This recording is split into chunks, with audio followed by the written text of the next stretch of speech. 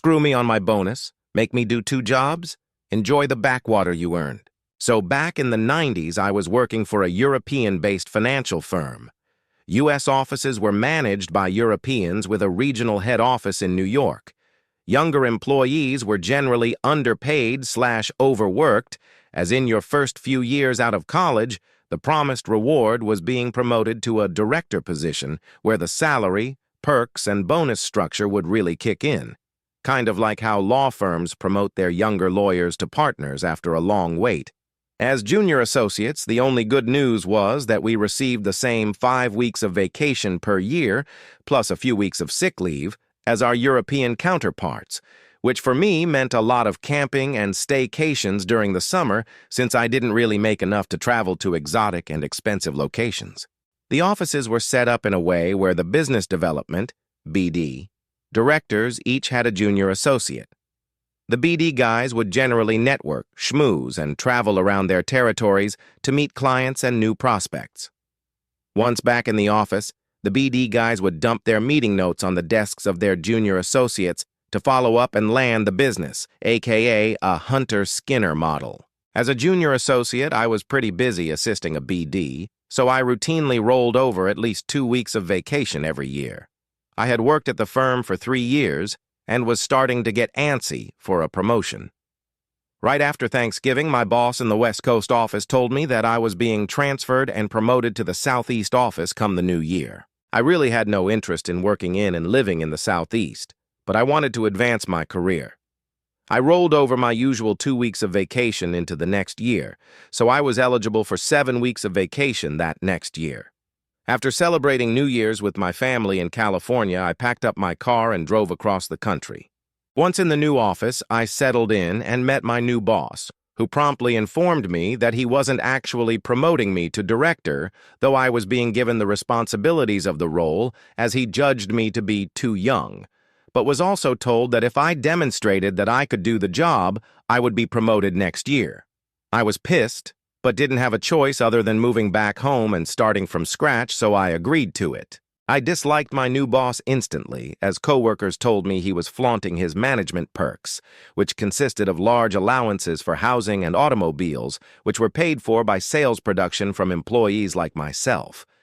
Turned out he was related to a serving member of the board of directors back in Europe, which is how he got the job as a regional manager. Everyone knew he didn't have the skills to do our job, so he just collected fat checks, went to expensive restaurants with friends, and billed it to the company as client development, all the while leasing a new Mercedes every 2 years on the company's dime while generally being a dick to everyone who worked for him. During the first week, I also met my junior associate, Jeremy. We sat down and discussed some accounts that I'd inherited that were in backwater locations none of the other directors wanted to visit. Jeremy was professional, but I got the distinct impression Jeremy hated me, though I didn't know why. I started traveling around to meet my clients and prospects over the next few weeks, usually spending at least 3 or 4 days on the road, back in the office on Fridays to go over follow-ups on business leads with Jeremy and execute whatever paperwork needed to be taken care of. About a month later, I returned from one of my trips and learned that Jeremy had quit. It turned out that he was mad that he'd been passed over for the position that I'd been given. I couldn't fault him, as I probably would have done the same thing. I asked my manager to hire someone else to back me up, but he was hesitant to do so, reasoning that my client portfolio was just starting out so I could do both roles until it made sense to staff up. I pointed out that it would be hard to be an effective business development officer if I had no support system to help grow my client portfolio, but he chose not to listen, knowing that I had little recourse but to shut the hell up. I spent the rest of the year working my ass off. This was right before email and internet were common, so executing business on the road was hard. Even though laptops were reserved for directors, my boss was kind enough, heavy sarcasm, to let me use a company laptop on which I would handle all of the paperwork to process client business from hotel business centers late at night or early in the morning, so I learned to live on 5 hours of sleep or to sleep on planes whenever I could. After dealing with problems from some irate clients, I eventually paid for my own personal cell phone as I had to handle customers from the road. I just gave my personal cell number for clients to call so I could handle problems from the road. I landed a few big clients by a combination of luck and hard work and got some solid referrals, which led to more referrals. So within a few months, I was gaining some serious momentum. Since I didn't have an associate to help me, that meant I spent the weekends and late nights back at the office handling paperwork, then back on the road during the week. I was so busy working both sides of the job that by December of that year, I hadn't taken my mandatory 2 weeks of vacation. I had some new clients that needed to be handled by year-end, so I was granted a vacation waiver, meaning that my 7 weeks of vacation would roll over into the next year, adding up to 12 weeks of vacation plus sick time for the coming year. It was a big hassle for HR to process the waiver, but since I had produced a lot of new business, my manager was all too happy to order it done. I wasn't upset about working through year-end, though I flew back and forth to California for Christmas on a 24-hour turnaround. I rationalized it, hoping that I would get paid the first big bonus of my career in a few months. At that time, European firms paid their bonuses in mid-April, while employees of U.S.-based firms got their bonuses by end of January. If you were planning on switching jobs early in the new year, working at a European firm meant that sometimes you left money on the table, aka golden handcuffs. So the timing of switching firms was important. I continued to work at my frenetic pace through April, taking no vacation as I was bringing in more and more clients and digging myself out of paperwork when I wasn't on the road. In the new year, we had some meetings about scorecards and sales goals, and I led my office in some of the categories and was number 1 for overall production. Finally, in mid-April, my boss called me in and announced it was time to discuss my bonus/annual review. I eagerly sat down, licking my chops because I was assuming my bonus would be equal to my base salary at least, if not double. He handed me a piece of paper and it showed a number that was almost 90% less than I was expecting for my bonus. I literally laughed out loud and told him it was a little late for an April Fool's joke, but he wasn't smiling.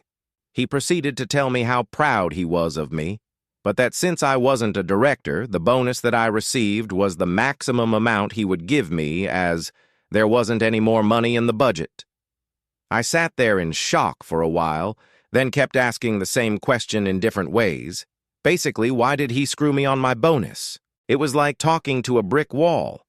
Despite pointing to the scorecard that showed me as the best producer in the office, all the while having no junior associate. He wasn't having it. I was crushed, but then asked him if he was promoting me to director since I had demonstrated that I could produce, hoping that title would be a gateway into the big payday the following year. He shook his head and replied, "Maybe next year if you prove this year wasn't a fluke." It was a gut punch. He also rationalized that while my review was positive, I had some flaws that I needed to work on. Mainly, that I didn't work very well in a team atmosphere. I reminded him that I was a team of 1, so there wasn't anybody on my team to complain about me.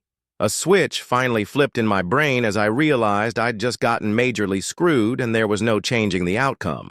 I told him that I was feeling ill and would be taking some sick days, so I got up and left his office. Coworkers said I looked as white as a ghost as I walked out of his office, so they knew something was wrong.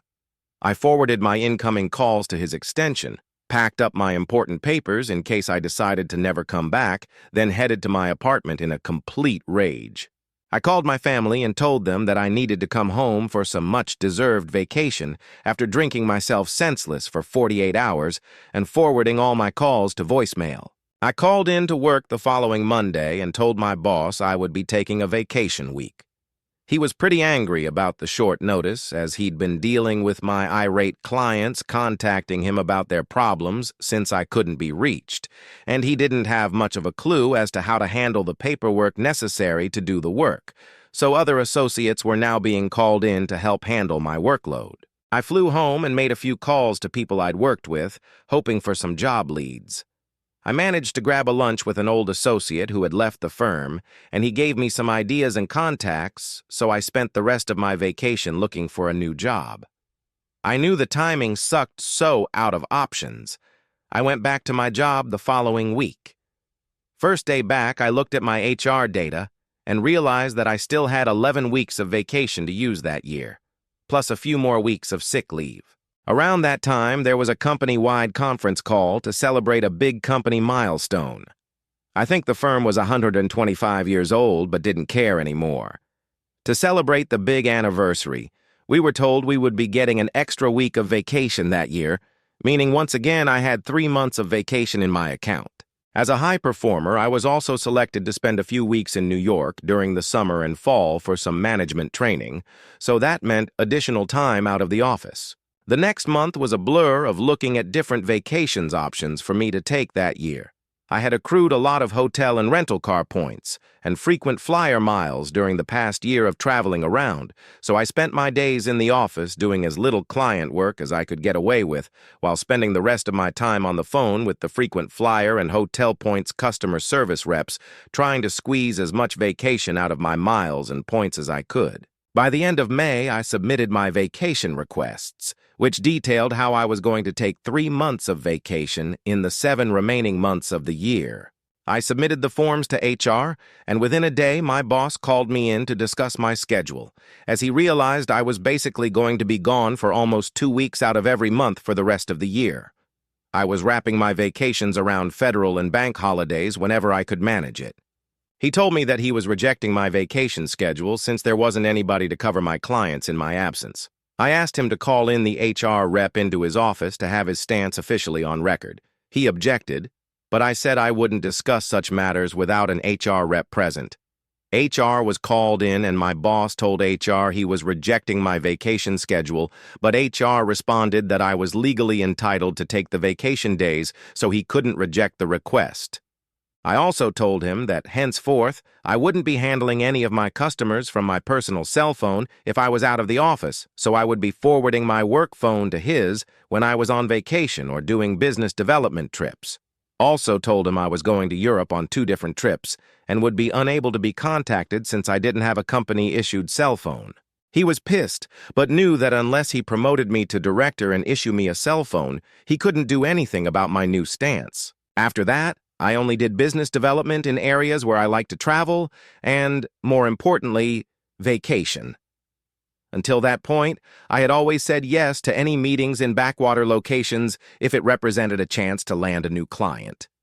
Having learned my lesson the hard way, I didn't want any new clients to begin with, and certainly none living in areas I didn't like to visit. Trips to Florida became common.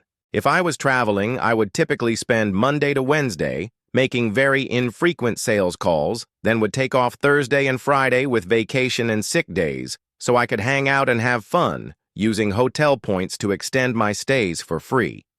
Since I was still underpaid, I ate cheaply and learned to squeeze as much out of my trips for the least amount of money I could manage while still having fun. My boss was now irate with all of the customer calls coming to him, but he refused to hire an assistant for me, so I kept forwarding my line to his when I was out of office. Whenever I was back in the office, pretty infrequent at this point, he would routinely lambast me with verbal warnings about poor performance reviews, but I would just shrug my shoulders and tell him that maybe he was right not to promote me to director since I was such a disappointment. He was also pissed because he'd been commended for having such a high-producing office the year before, mostly courtesy of my efforts. And now he was getting a lot of heat from New York that his new client numbers were down. Since I had frequent flyer miles and hotel points, but not a lot of money, I backpacked through Europe on 2 different 2-week trips that summer and also took a number of vacations back home, diligently following up on job leads on the West Coast that I had cultivated whenever I was in the office. By October, I started to firm up some conversations with a prospective employer back in California and finally received a concrete job offer in mid-November. I waited until December 15th to inform my boss that I was quitting the firm and told him I would be using my 2 remaining weeks of vacation and sick leave so that my resignation was effective immediately. He was surprised that I didn't wait until April to leave, but I laughed, telling him I knew he was going to screw me on my bonus anyway, so the money wasn't worth waiting around for.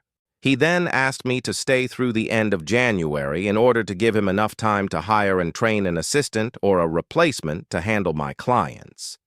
I refused, noting that Jeremy had quit 20 months before, so he had plenty of time to prepare for this eventuality. As I was packing up my office and informing co-workers about my departure, I got a knock on my office door from the HR rep as he wanted to conduct an exit interview. He closed the door and I aired out all of my dirty laundry. I told HR the firm had lost me when my boss had screwed me on my bonus, repeating the story that there wasn't any money in the budget. The HR counterpart shook his head and laughed at my boss's stupidity, noting that since Jeremy had been an employee at the beginning of the year I'd arrived, his salary and bonus was actually in the budget for the whole year. As such, my boss could have allocated the amount that he would have paid Jeremy to my bonus, which probably would have kept me reasonably happy. Instead, he decided to screw me over. I moved back to California that week and started the new job the first week of January. 3 months into my new job, I got a call from a co-worker at my previous firm. He called to tell me that after I left, HR from the head office in New York came down early in the new year to interview my former co-workers. Apparently, my sudden departure had raised some eyebrows in New York as they viewed me as a rising star, and questions were asked why I left so abruptly. Apparently, other employees in my office had also gotten screwed in various ways. Lots of client development meal expenses were rejected for being too expensive by the guy who was routinely billing his meals with friends to the firm. So after listening to all of the complaints, New York management decided to make a change years before he was due to be rotated back to Europe. Since he was related to a guy on the board, they couldn't fire him, so they reassigned my old boss to some backwater farm town. I couldn't pronounce the town, but was told it was the kind of place that doesn't provide perks like allowances for housing, accounts for expensive steak restaurants, or a new Mercedes. I started my own company 5 years back, and it's worked out pretty well. Even though I got screwed 25 years ago, I always think about that experience fondly, as I probably would have worked for a company like that for my entire life had I not been shown how companies and bosses will generally screw you over if given half a chance. It was eye-opening and put me on a path to eventually start my own firm, so for that, I'm forever grateful. I always think about that situation around New Year's to remind myself of how far I've come and for how not to treat my employees. Hopefully some of you can benefit from my experience without all of the drama I went through. Good luck to you all.